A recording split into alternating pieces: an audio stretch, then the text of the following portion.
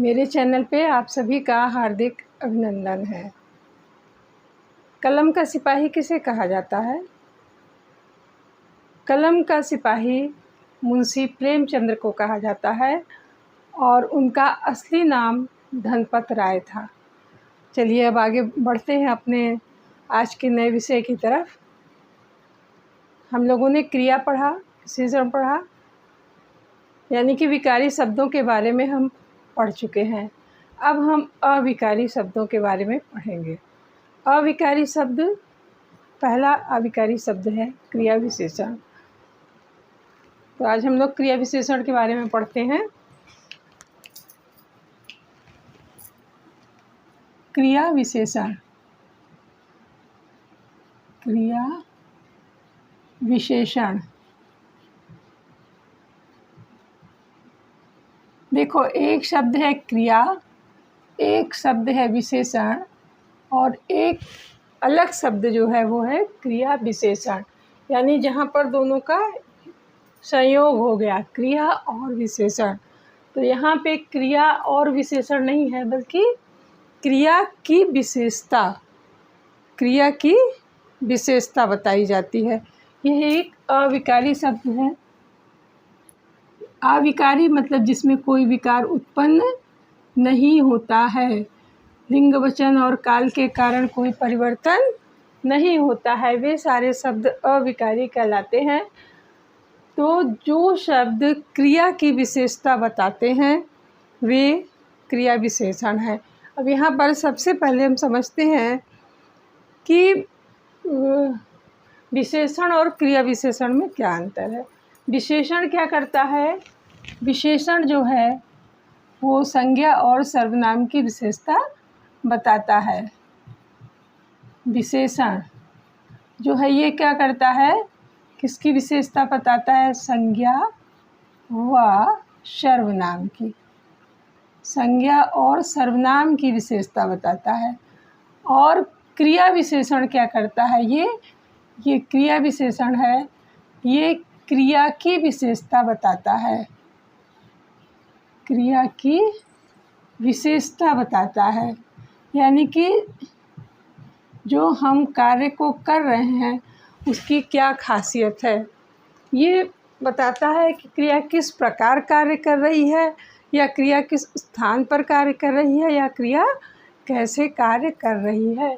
तो क्रिया की विशेषता बताने वाले शब्दों को क्रिया विशेषण कहते हैं। जैसे कहा गया, अधिक मत खाओ, कम बोलो, धीरे चलो, शीघ्र चलो, तेज़ी से चलो, जल्दी दौड़ो, तेज़ तेज़ चलो, कछुआ धीरे धीरे चलता है। तो इस तरह के जो शब्द क्रिया से पूर्व लगते हैं, यानी क्रिया की विशेषता बताते हैं कि क्रिया किस स्थान पर कार्य कर रही है, किस समय कार्य कर रही है, किस प्रकार से कार्य कर रही है, या फिर कैसे कार्य कर रही है। तो ये सभी जो है क्रिया की विशेषता बताने वाले सारे शब्द जो है वो क्रिया विशेषण कहलाते हैं। ये तो साधारण शब्दों में हमने समझ लिया। अब समझते हैं कि क्रिया विशेषण के कितने प्रकार होते हैं और किन किन आधार पर इनका विभाजन किया गया है।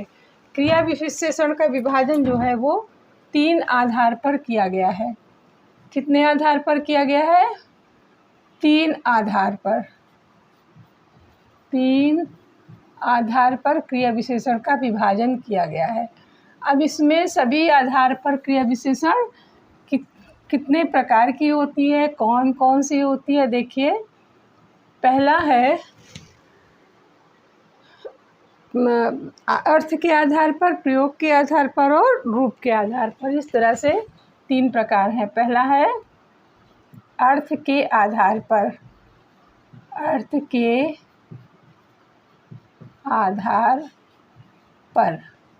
दूसरा है प्रयोग के आधार पर, प्रयोग के आधार पर। और तीसरा है रूप के आधार पर, रूप के आधार पर। अब अर्थ के आधार पर कितने प्रकार की है? 4 प्रकार की। प्रयोग के आधार पर 3 प्रकार की है और रूप के आधार पर भी क्रिया 3 प्रकार की है। अब ये 4 प्रकार कौन कौन से हैं? देखो, पहला है स्थानवाचक। स्थानवाचक क्रिया विशेषण। पहला है स्थानवाचक क्रिया विशेषण, कालवाचक क्रिया विशेषण, रीतिवाचक क्रिया विशेषण और परिमाणवाचक क्रिया विशेषण। स्थानवाचक क्रिया विशेषण, कालवाचक क्रिया विशेषण, कालवाचक क्रिया विशेषण। तीसरा है रीतिवाचक क्रिया विशेषण, रीतिवाचक क्रिया विशेषण और चौथा है परिमाणवाचक क्रिया विशेषण, परिमाणवाचक क्रिया विशेषण। तो ये 4 प्रकार के क्रिया विशेषण होते हैं। देखो, इसको हम एक शब्दों में आपको अभी डिटेल में बाद में बताएंगे, पहले एक शब्द में सब।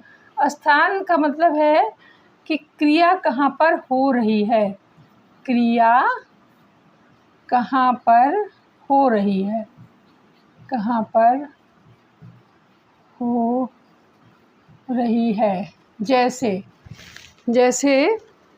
अंदर, बाहर, दाएं, बाएं, आगे, पीछे, पेड़ पर, मेज पर, इस तरह के जो शब्द हैं, इस तरफ, उस तरफ, इधर, उधर, जिधर, तो ये शब्द जो हैं वो स्थानवाचक क्रिया विशेषण के शब्द हैं। जैसे कौन कौन से शब्द हो गए हम देखते हैं। अंदर, बाहर, पेड़ पर,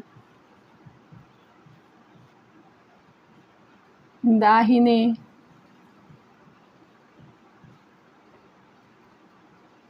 ऊपर, पीछे, इस तरह के सब, इधर, उधर, जिधर, हर तरफ, किधर, इधर, उधर, जिधर, किधर, हर तरफ। अब इनको वाक्य में प्रयोग करके हम 2-4 शब्दों को देखते हैं। जैसे कहा गया, सर्वत्र भी इसी में आएगा। सर्वत्र, आसपास, आमने सामने, साथ साथ। जैसे देखो, हम साथ साथ चलते हैं, हम साथ साथ चलते हैं। तो हम कैसे चल रहे हैं? साथ साथ। कैसे चल रहे हैं? साथ साथ। अंदर से कुत्ता आया, अंदर से, घर के अंदर से, घर या कमरा कुछ भी लिख देते हैं, के अंदर से कुत्ता आया। कहाँ से आया? घर के अंदर से आया। तो अंदर से यहाँ पर स्थानवाचक क्रिया विशेषण है।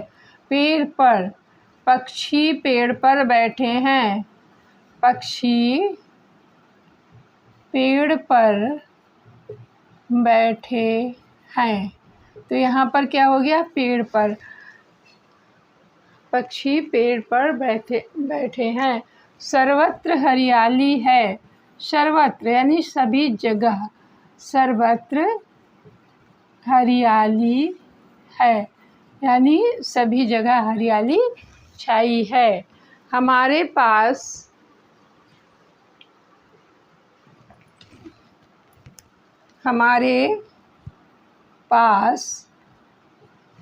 मोटर जा रही है, यानी हमारे पास से कोई गाड़ी गुजरी, ऐसा लिख सकते हैं हम। हमारे पास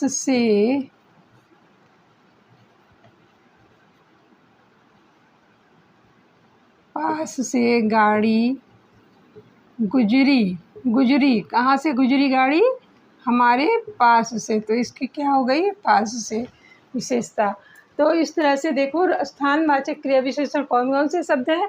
अंदर, बाहर, पेड़ पर, दाहिने, ऊपर, पीछे, इधर उधर, जिधर किधर, तरफ, हर तरफ, उस तरफ, इस तरफ।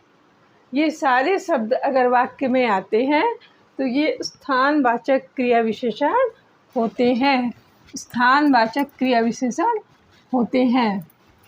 दूसरा देखो कौन सा होगा? दूसरा है कालवाचक।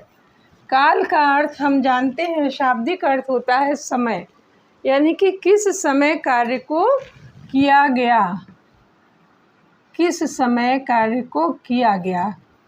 ये समय का बोध कराता है, किस समय कार्य हुआ। जैसे वह सुबह आया, किस समय कार्य हुआ? वह सुबह आया। वो लगातार चलता रहा,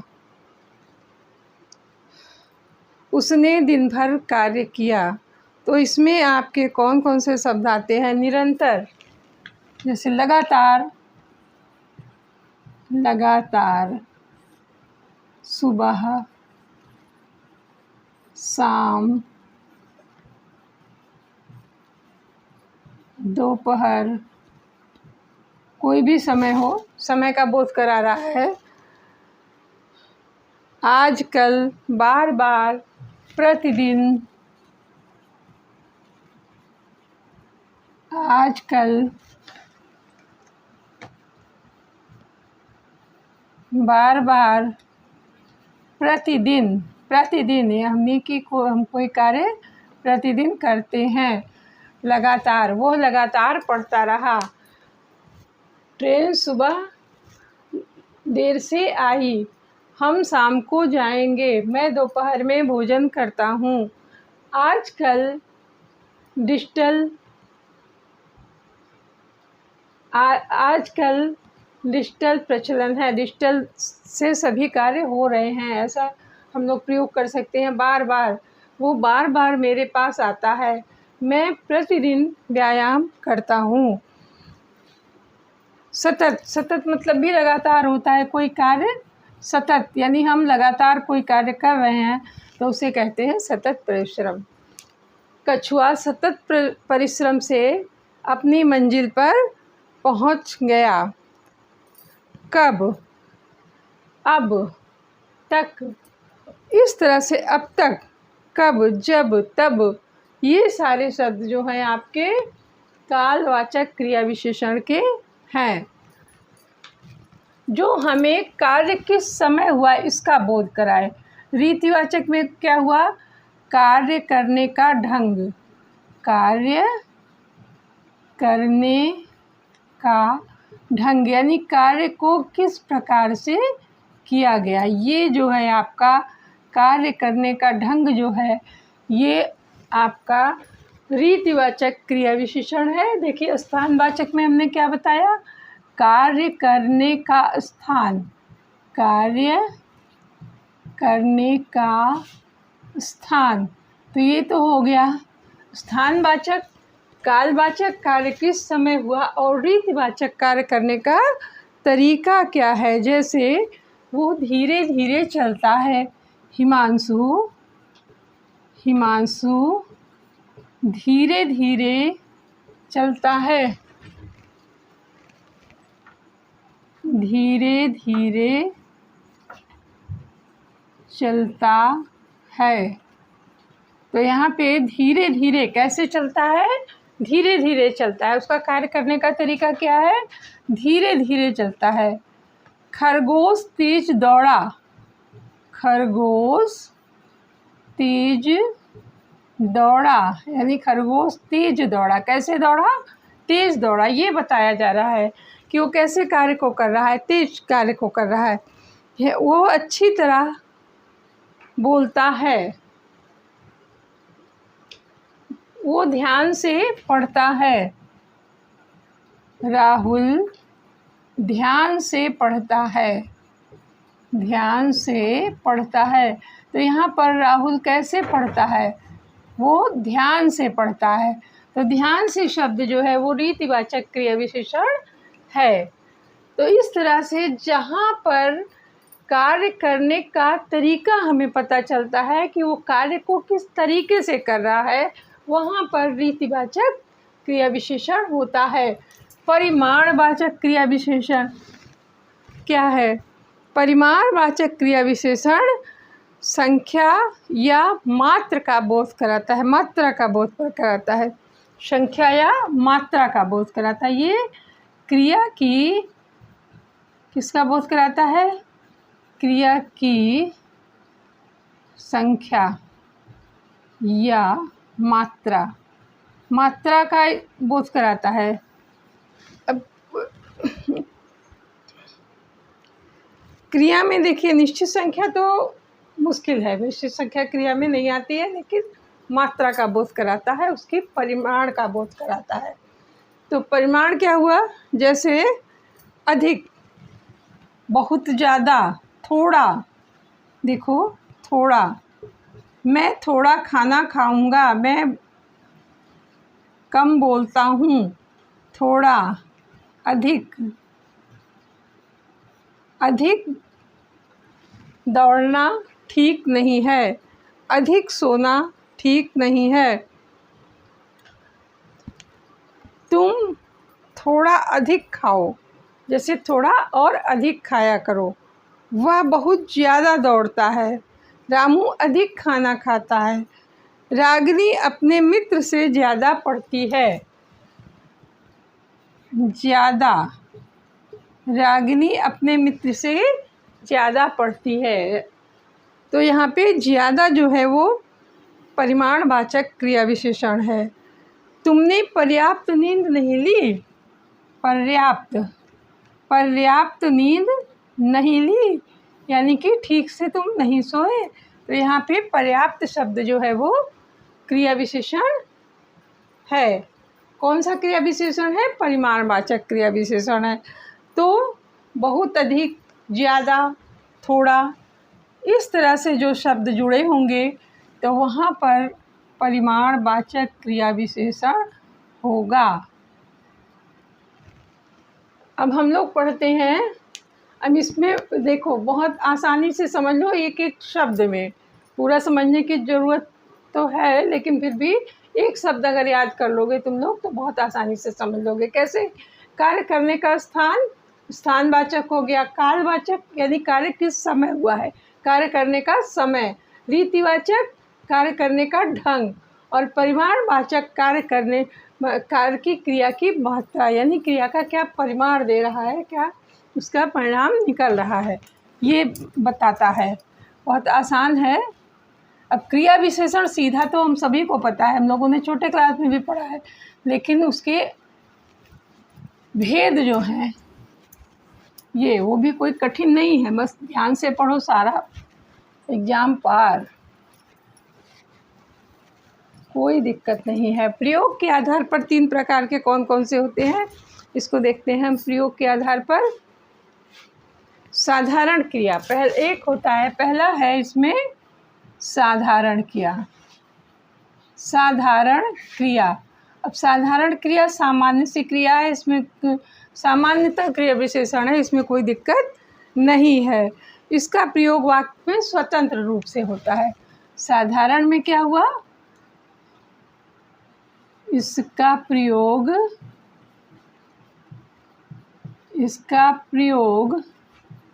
वाक्य में स्वतंत्र रूप से होता है। वाक्य में स्वतंत्र रूप से होता है, स्वतंत्र रूप से होता है। दूसरा है संयोजक क्रिया विशेषण। संयोजक क्रिया विशेषण जो है वो इसका संबंध क्रिया में उपवाक्य से होता है। जिस क्रिया का संबंध किसी उपवाक्य से होता है। दूसरा है संयोजक। देखो संयोजक का मतलब ही होता है जोड़ना।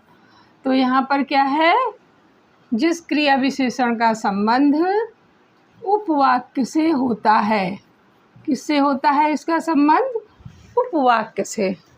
यानी कि उपवाक्य को जोड़ने के लिए ये क्रिया विशेषण कार्य करता है। जैसे जहाँ तुम हो वहाँ मैं हूँ, जहाँ तुम जाओगे वहाँ मैं जाऊँगा, यहाँ हम बैठे हैं वहाँ वो दौड़ता है। तो इस तरह के वाक्य जो हैं ये संयोजक उपवाक्य, संयोजक क्रिया विशेषण का कार्य क्या है, ये उपवाक्य को जोड़ना है। और तीसरा है अनुबंध, ऐसे शब्द जो निश्चय के लिए कहीं भी प्रयोग कर दिए जाते हैं, यानी वाक्यों में क्रिया को बल देने के लिए प्रयोग किए जाते हैं, ऐसे अनुबंध। देखिए अनुबद्ध, ये है तीसरा प्रकार का है अनुबद्ध। इसमें क्या होता है कि वाक्य में निश्चितता के लिए प्रयोग किए जाते हैं। किसके लिए? निश्चितता के लिए, निश्चय के लिए। वाक्य में जो निश्चय के लिए प्रयोग किए जाते हैं, निश्चय के लिए प्रयोग किए जाते हैं, वे जो हैं वो प्रयोग किए जाते हैं। तो ये क्या है? अनुबद्ध क्रिया विशेषण है, प्रयोग के आधार पर। अनुबद्ध क्रिया विशेषण जैसे हमने कहा कि ये काम तो गलत ही हुआ। अब देखो यहाँ पे क्या हुआ, यह कार्य तो गलत ही हुआ। कैसे हुआ? गलत ही हुआ। तो यहाँ पर ही शब्द जो है वो अनुबद्ध क्रिया विशेषण है। आपके आने भर की देर थी, आपके आने भर की देर थी।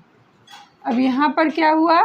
यहाँ पर भर जो है वाक्य में बल देने के लिए, क्रिया को बल देने के लिए प्रयोग किया गया है, इसलिए यहाँ पे भर जो है वो अनुबद्ध क्रिया विशेषण है। देखो एक बार फिर से समझाते हैं। साधारण क्रिया विशेषण कौन से हैं? जिसका प्रयोग वाक्य में स्वतंत्र रूप से होता है। जैसे अरे तुम कब आए, तुमने क्या खाया, तुम वहाँ, अरे वो वहाँ चला गया, तो वहाँ चला गया। तो इस तरह के शब्द जैसे वहाँ है, कब है, क्या है, जल्दी है, इस तरह के शब्द जो है वो साधारण क्रिया विशेषण है। संयोजक क्रिया विशेषण में हो गया जैसे जहाँ तुम हो वहाँ मैं हूँ, मतलब दो उपवाक्य को जोड़ रहा है ना, उपवाक्य की बात यहाँ पर आ रही है। तो जहाँ वहाँ एक साथ आएगा वाक्य में। तो ऐसे शब्द जो है वो संयोजक शब्द का अर्थ ही हमने बताया आपको, संयोजक, संयुक्त करना, जोड़ना। तो उपवाक्य को जोड़ने का कार्य है, यहाँ पे उपवाक्य में प्रयोग किया जाता है। जैसे जहाँ तुम हो वहाँ मैं हूँ, जहाँ तुम जाओगे वहाँ मैं भी जाऊँगा, जहाँ तुम खड़ी हो यहाँ कभी इमारत बनी थी, यहाँ हम बैठे हैं वहाँ वो दौड़ रहा है। तो ये जो है संयोजक क्रिया विशेषण है। और अनुबद्ध क्रिया विशेषण कौन सा है? वाक्य में जो निश्चय के लिए प्रयोग किए जाते हैं, कहीं भी प्रयोग कर दिए जाते हैं। जैसे यह कार्य तो गलत ही हुआ, आपके आने भर की देर थी। अब यहाँ भर लगाने की कोई आवश्यकता नहीं थी, या ही लगाने की कोई आवश्यकता नहीं थी, गलत हुआ ऐसा भी हम बोल सकते थे, लेकिन बल देने के लिए प्रयोग किया गया यहाँ पे। तो ये जो है अनुबद्ध क्रिया विशेषण है। अब हम लोग तीसरे प्रकार का पढ़ते हैं, रूप के आधार पर। रूप के आधार पर जो है ये कितने प्रकार के होते हैं और कैसे हम इनको समझते हैं। रूप के आधार पर देखिए, मूल क्रिया पहला है, इसमें पहला है मूल क्रिया। मूल क्रिया, मूल क्रिया जिसमें प्रत्यय ना लगा हो, प्रत्यय रहित, प्रत्यय रहित जो होते हैं, यानी रहित का मतलब ये है कि नहीं लगा, मूल क्रिया प्रत्यय रहित हो गया। दूसरा हो गया, जैसे अब इसमें क्या हुआ, पास, दूर, ऊपर, नीचे, आज, सदा, अचानक, फिर, ठीक, इस तरह के शब्द जो हैं ये मूल क्रिया शब्द हैं। इसमें कोई और शब्द जोड़ा नहीं गया है, प्रत्यय रहित है। जैसे कि तुम मेरे पास बैठो, तो पास शब्द में कोई प्रत्यय नहीं लगाया गया, बस दूर से आ रही है तो दूर में कोई प्रत्यय नहीं लगाया गया। ऊपर, नीचे, इस तरह के जितने भी शब्द हैं यानी कि प्रत्यय रहित, जिसमें प्रत्यय ना जुड़ा हो। यौगिक, यौगिक शब्द भी जैसा हम समझ रहे हैं कि यौगिक का मतलब ही होता है जोड़ना। योग में एक प्रत्यय लगाया गया, जोड़ा गया, ये प्रत्यय सहित क्रियाएं होंगी। प्रत्यय सहित यानी कि इसमें प्रत्यय जुड़ा होगा, प्रत्यय के योग से बनी होगी।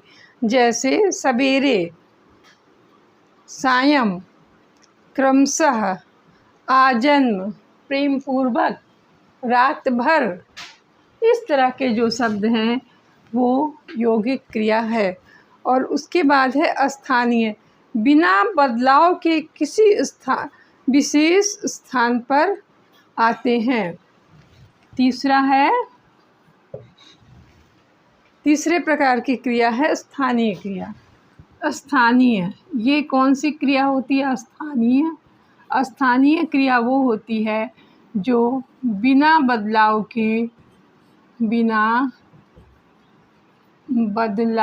के किसी भी स्थान पर आती है, किसी भी स्थान पर आती है, यानी किसी तरह का कोई बदलाव नहीं किया जाता और उसका प्रयोग करते हैं। जैसे लड़का उठकर भागा, तुम दौड़कर चलते हो, वह अपना पाठ पढ़ता है। तो पाठ पढ़ता है कौन सा? अपना। तो इसमें क्या है कि बिना किसी विशेष स्थान पर, किसी विशेष स्थान पर, किसी भी लिख दिया, किसी विशेष स्थान पर आती है। तो मूल क्रिया प्रत्यय रहित हो गई। इसमें कौन कौन से शब्द हमारे आ गए? जैसे पास, ऊपर, नीचे, दूर, क्रमशः, नहीं क्रमशः तो यौगिक क्रिया है। पास, नीचे, दूर, ऊपर, आज, कल, अचानक, इस तरह के जो शब्द हैं वो मूल क्रिया के शब्द हैं। दूसरा है यौगिक क्रिया। यौगिक क्रिया में जैसे सवेरे,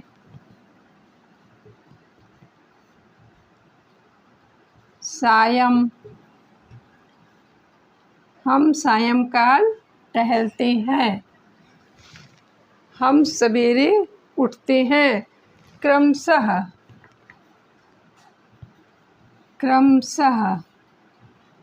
आजन्म, क्रमशः आजन्म, प्रेम पूर्वक, रात भर, मन से, हमें प्रेम पूर्वक रहना चाहिए, वह रात भर जगता रहा या रात भर चलता रहा, हमें अपना कार्य मन से करना चाहिए, मन से, इतना, उतना आदि। और स्थानीय, बिना बदलाव के किसी विशेष स्थान पर आती है। स्थानीय क्रिया विशेषण ऐसे शब्दों को कहते हैं। जैसे लड़का उठकर भागा।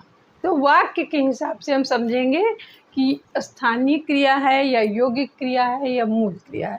मूल क्रिया तो अपने आप में पूरी तरह अलग है। यौगिक क्रिया जैसे रात भर हो गया, इसी तरह उठकर भागा, उठकर यौगिक जुड़ा भी है उसमें, उठ और कर, लेकिन वाक्य के हिसाब से समझेंगे। तुम दौड़कर चलते हो, वह अपना पाठ पढ़ेगा या वो अपना पाठ मन से पढ़ता है, याद करता है।